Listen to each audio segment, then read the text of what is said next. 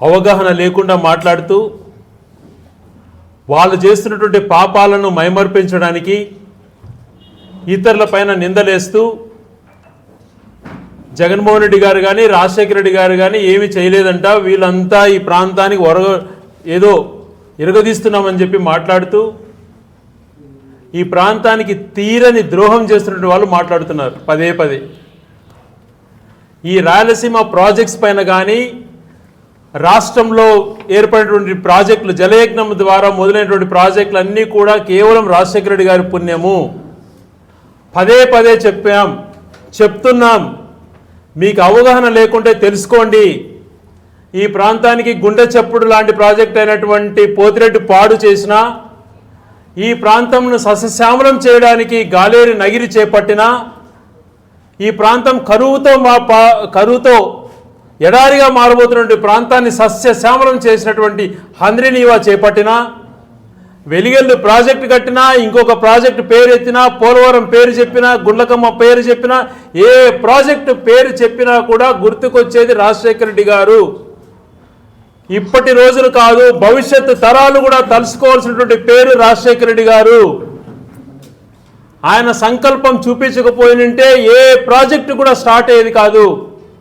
స్వయాన ఇప్పుడున్నటువంటి ముఖ్యమంత్రి గారు ఒక పుస్తకం రాస్తూ వ్యవసాయం దండగా ప్రాజెక్టులు ఏమైనా చేపట్టబోతారా, అది గుదిబండగా మారుతాయి అని మాట్లాడే వ్యక్తి ఈరోజు తన యొక్క అనుచరుల చేత ఇష్టానుసారం మాట్లాడిస్తున్నాడు.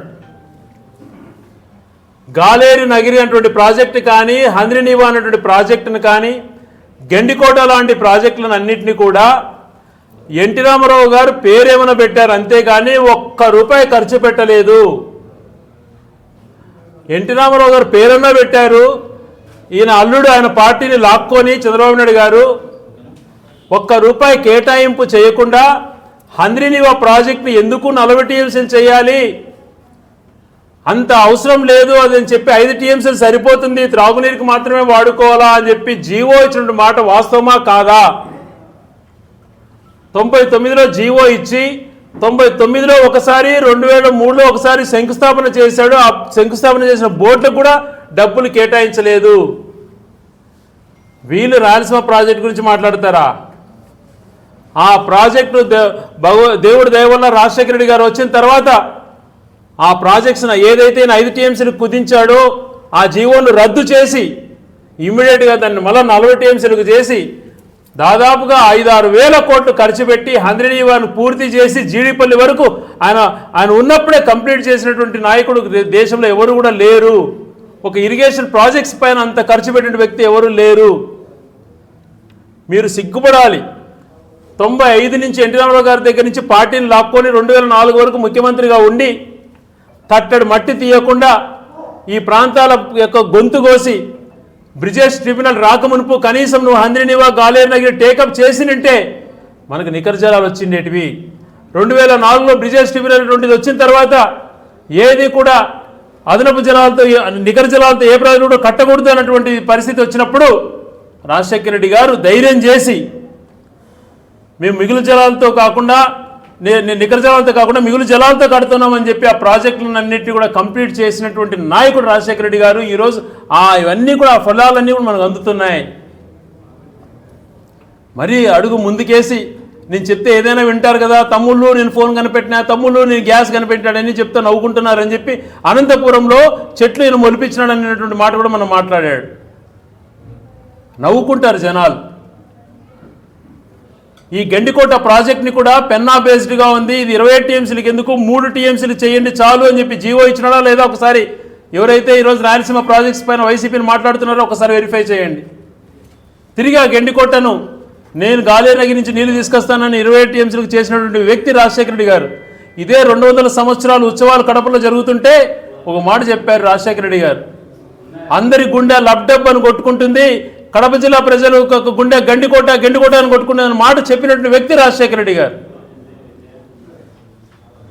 ఇవన్నీ చేస్తూ తన ఒక రూట్ ఏర్పాటు చేసి మంచిగా పోతిరెడ్డిపాడు అన్నటువంటిది 80,000 క్యూసెక్లకు చేస్తే ఈ ప్రాంతాన్ని ఇంకా బాగా చేయాలనే మంచి ఉద్దేశంతో ఆయన కుమారుడు జగన్మోహన్ రెడ్డి గారు రాయలసీమ లిఫ్ట్ అనేది తీసుకొని ఏదైతే ఈ పోతిరెడ్డిపాడు అటువంటిది 840 అడుగులు చేరేంత వరకు కేవలం 2000 క్యూసెక్లే వస్తుంది.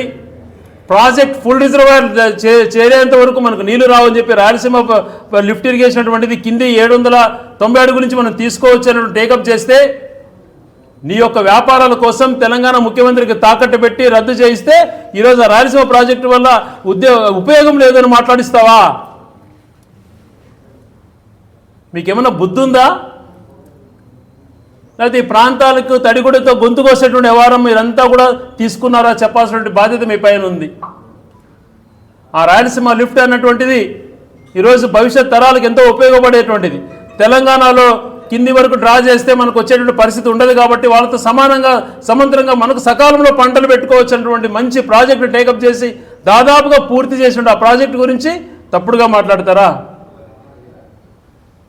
ఎవరండి చేసింది? ఈరోజు ఆ రోజు పోతిరెడ్డిపాడు చేయడం వల్ల కదా గెండికోట ఈరోజు 27 టీఎంసీ నిలబెట్టిన జగన్మోహన్ రెడ్డి గారు కాదా? గెండికోటలో నిలబడినటువంటి వాటర్ని పైడిపాలెం ద్వారా చిత్రావతికి చేర్చేటువంటి పరిస్థితి ఆ ప్రాంతాన్ని అంతా సస్యశ్యామలం చేసింది ఎవరండి? వెలిగల్లి ప్రాజెక్ట్ 1 సంవత్సరంలో కంప్లీట్ చేసినటువంటి మహానాయకుడు ఎవరండి?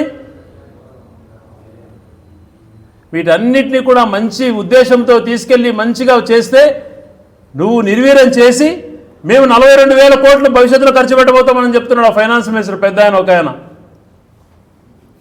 ఎందుకు ఆ మాట చెప్తున్నాడు అని అంటే ఈరోజు సెల్ఫ్ సస్టైనబిలిటీ సిటీ సెల్ఫ్ ఫైనాన్స్తో నిర్మిస్తున్నాం సిటీ అని చెప్పి 2 లక్షల కోట్లు అక్కడ అన్ని ప్రాంతాలపైన ఖర్చు పెట్టిస్తూ మళ్ళీ మభ్యపెట్టడానికి ఇప్పుడు ₹1 డబ్బు లేదు ప్రభుత్వం ఖజానా ఖాళీ అని చెప్పేటువంటి వాళ్ళు 42,000 కోట్లు ఖర్చు పెడతారంట.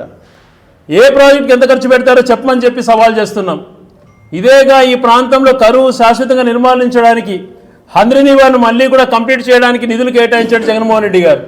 దాంతోపాటు గెండికోటలో ఉన్నటువంటి నీళ్లను హంద్రినీవా ద్వారా అనంతపురం జిల్లాకు పూర్తిగా సరిపోతాయి, ఈ ప్రాంతానికి కూడా సపరేట్గా ఉండాలా అన్ని ప్రాంతాలకు అని చెప్పి పులివెందుల రాయచోటి ఇట్లా మదనపల్లి ఏరియా కరువు ప్రాంతాల కోసం అని చెప్పి హెచ్ఎన్ఎస్ఎస్ నుంచి జిఎన్ఎస్ఎస్ నుంచి హెచ్ఎన్ఎస్కి లింక్ కూడా పెట్టాడు. ఆ ప్రాజెక్ట్ దాదాపుగా 60% కంప్లీట్ అయితే మూలన పడేశారు. ఇటువంటి టేకప్ చేయని వాళ్ళు 42,000 కోట్లు ఖర్చు పెడతారా? హంద్రినీవా కెనాల్ని 6,000 క్యూసెక్స్కి పట్టారు, 3,000 క్యూసెక్లు తక్కువ వస్తుంది, 6,000 క్యూసెక్లకు చేయాలని చెప్పి ఎవరో ఆలోచన చేసి ఆ ప్రాజెక్టు నిర్మాణానికి శ్రీకారం చుట్టిన జగన్మోహన్ రెడ్డి గారు కాదా? ఈరోజు ఈ ప్రాంతంలో శ్రీ సిటీ రాయలసీమ ప్రాంతంలో వచ్చిన కియా ప్రాజెక్టు గొల్లపల్లి రిజర్వాయర్ ఉందని చెప్పి కియా ప్రాజెక్టు వచ్చింది. వీటికన్నిటికీ కారకులు తండ్రి కుమారులు. వాళ్ళు ఈ ప్రాంతానికి చేసినటువంటి మేలును మీరు చులకన చేసి మాట్లాడటం, మీరేమి చేయకపోయినా ఏదో చేయబోతున్నామని చెప్పి మాట్లాడుతున్నారు. ఒక రాయలసీమ ప్రాజెక్టులు ఎందుకు మీరు ఈ గతంలో అంత నిర్లక్ష్యం చేశారు, ఇప్పుడు ఈ 2 సంవత్సరాల్లో ఏం చేశారు అటువంటిది మీరు చెప్పాల్సిన బాధ్యత మీ పైన ఉంది. అదేమి చేయకుండా ఉన్న ప్రాజెక్టును అయిపోయే ప్రాజెక్టును రాయలసీమ లిఫ్ట్ను ఆపేసి అది కూడా పక్క రాష్ట్ర సీఎంతో కుమ్మక్కై వాళ్ళకు లబ్ధి చేకూరే విధంగా ప్రయత్నం చేస్తూ రాయలసీమ గొంతుకొస్తూ రాయలసీమ ప్రాంతానికి వచ్చినటువంటి హైకోర్టును మూవ్ చేసి ఈ ప్రాంతానికి వచ్చినటువంటి లా యూనివర్సిటీని తీసేసి ఇక్కడ ఏర్పడినటువంటి సెజ్జులకు నిర్లక్ష్యం చేస్తూ ఈ ప్రాంత ప్రాజెక్టులు నిర్వీర్యం చేస్తున్నారు. ఈ ప్రాంతం అన్ని ప్రాంతాలతో పాటు సమానంగా అభివృద్ధి చెందాలా.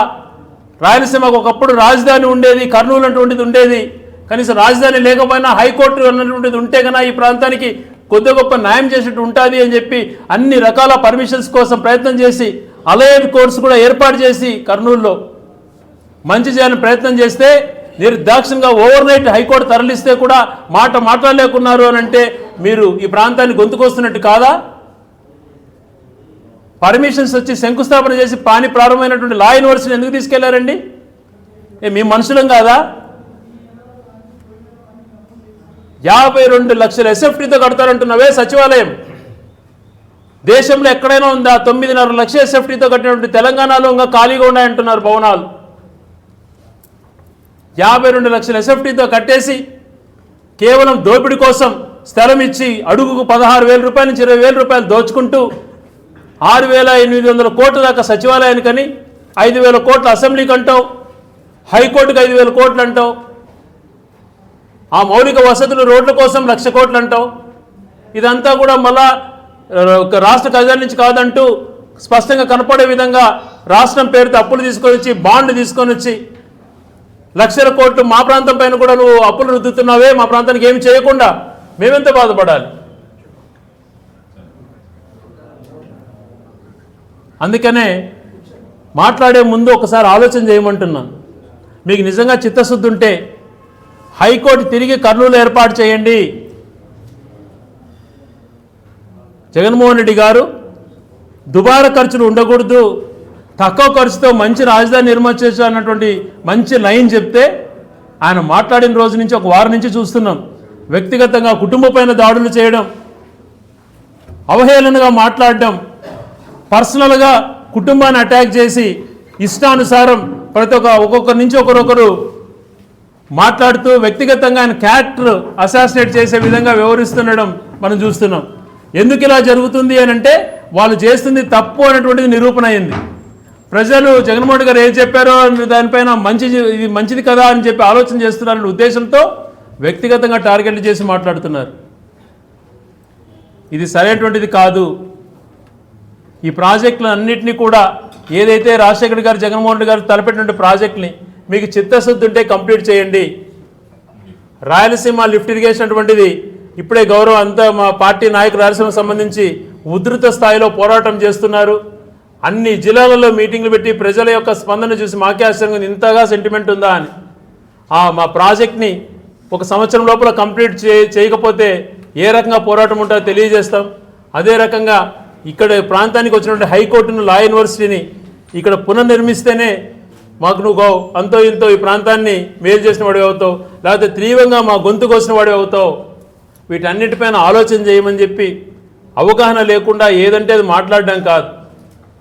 ఎలాంటి మంచి ఉద్దేశంతో చేశారు, ఎలాంటి దానివల్ల SR1 SR2 ఎలా ఉండాలి, తెలుగంగా ఎప్పుడు కంప్లీట్ కావాలి, తెలుగంగాకు మొత్తం అంతా కూడా కాంగ్రెస్ గవర్నమెంట్ ఎన్టీ రామారావు గారు రూపకల్పన చేసి 34 కోట్లు మాత్రమే ఖర్చు పెట్టగలిగారు.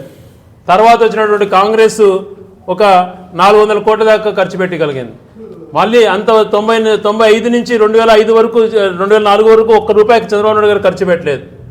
మళ్ళీ రాజశేఖర రెడ్డి గారు 3600 కోట్లు తెలుగంగా పైన కేటాయించి కంప్లీట్ చేసినటువంటి మహానాయకుడు. రాయలసీమ లిఫ్ట్ ఇరిగేషన్ చెన్నైకి నీళ్ళు ఇవ్వడానికి పోతుందంట. మీకు అవగాహన ఉందా అసలు? అది పోతిరెడ్డిపాడుకు సంబంధించి 80,000 క్యూసెక్లు ఒకటేసారి అక్కడ రావు కాబట్టి, ఫుల్ రిజర్వాయర్ లెవెల్ చేరేంత వరకు రావు కాబట్టి రాయలసీమ లిఫ్ట్ ద్వారా పోతిరెడ్డిపాడుకేస్తే ఈ ప్రాంతం సోమశిల వరకు, కండలేరు వరకు ఇక్కడ అన్ని ప్రాంతాలు కూడా మొత్తం రాయలసీమ ప్రాంతానికి అన్నిటికీ కూడా దానికి సబ్సిడీగా ఉంటుంది అని ప్లాన్ చేస్తే అది చెన్నైకి లాభం, మనకేం లాభం అన్నటువంటి మాట మాట్లాడతాం. అవగాహన ఉందా మీకు అసలు?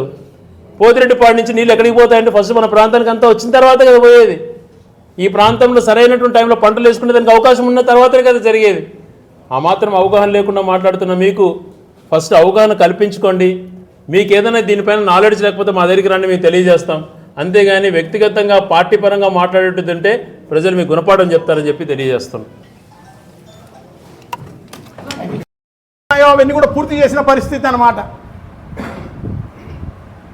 సో అవుకు టన్నల్ అయితేనేమి, గతంలో మిగిలిపోయిన టన్నలు, ఆ టన్నల్ను పూర్తి చేయడం అయితేనేమి, ఏదైతే గ్యాపులు ఉన్నాయో ఆ గ్యాపులన్నీ కూడా పూర్తి చేసిన ఘనత జగన్మోహన్ రెడ్డి గారిది. ఒక ఇరిగేషన్ ప్రాజెక్టులే కాదు, మిగతా అన్నీ కూడా ఈ రాయలసీమకు అన్ని రకాలుగా అన్యాయం చేయడం జరిగింది. ఒక లా యూనివర్సిటీనే కాదు, ఉర్దూ యూనివర్సిటీని తీసుకుపోవడం జరిగింది. ఆర్కిటెక్చర్ యూనివర్సిటీని తరలించే కార్యక్రమమే జరుగుతోంది. దాన్ని నిర్వీర్యం చేయడం జరిగింది.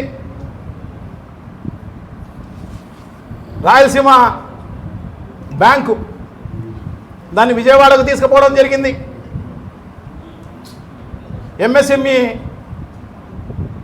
ఎంఎస్ఎంఈకి సంబంధించిన ఆ ఇన్స్టిట్యూట్, టెక్నికల్ ఇన్స్టిట్యూట్, దాన్ని కూడా విజయవాడకు తీసుకుపోయిన పరిస్థితి. అనంతపూర్లో ఎయిమ్స్ బైఫర్కేషన్లో అనంతపూర్కు ఎయిమ్స్ హాస్పిటల్ని ఇవ్వడం జరిగింది. అది దేశంలోనే ప్రతిష్టాత్మకమైన హాస్పిటల్, దాన్ని విజయవాడకు తీసుకుపోవడం జరిగింది. నువ్వు కర్నూలు నుంచి హైకోర్టును తీసుకుపోవడం జరిగింది. అన్ని రకాలుగా ఈ రాయలసీమకి ఏం చేసినావని చెప్పేసి నువ్వు నీ నీ నీ వందిమాగదులు ఆ రకంగా మాట్లాడే కార్యక్రమం జరుగుతోంది. అంతో ఇంతో మేలు జరిగింది రాయలసీమ కంటే ఒక రాజశేఖర రెడ్డి గారి వల్ల, ఒక జగన్మోహన్ రెడ్డి గారి వల్ల తప్ప ఇంకో రకమైన కార్యక్రమమే కాదు అని చెప్పి తెలియజేసుకుంటున్నా. దాన్ని క్రెడిట్ చోరీ చేసేసి మేం చేసినాం అని చెప్పేసి చెప్పుకోవడం నిజంగా సిగ్గుచేటు. మీకు అన్ని రకాలుగా ఈ రాయలసీమను నాశనం చేసిన పరిస్థితి. ఈడున్న ఆల్విన్ ఫ్యాక్టరీ ఎవరో మినారు నందలూరు దగ్గర ఉండేది. చంద్రబాబు